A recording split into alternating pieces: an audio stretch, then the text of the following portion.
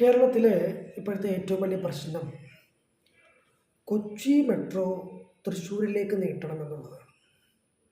2024 May മാസം April മാസം 26-ാം തീയതി നമ്മൾ വോട്ട് ചെയ്ത് ചൂടത്ത് നിന്ന് വോട്ട് ചെയ്ത് ജയിപ്പിച്ചു വിട്ട പാർലമെൻറ്റ് അംഗങ്ങൾ അവിടെ പോയിട്ട് ആവശ്യപ്പെടുന്ന ഏറ്റവും പ്രധാനപ്പെട്ട ഒരു ആവശ്യമാണ് കൊച്ചി മെട്രോയെ തൃശ്ശൂരിലേക്ക് നീട്ടുക എന്നുള്ളത്.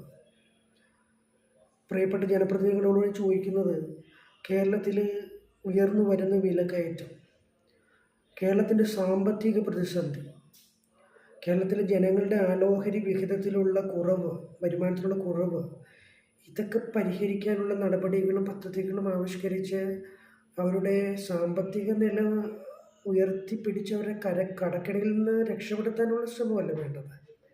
കൊച്ചി മെട്രോ തൃശ്ശൂരിലേക്ക് നീട്ടുന്നതല്ലല്ലോ പ്രഥമ പരിഗണന.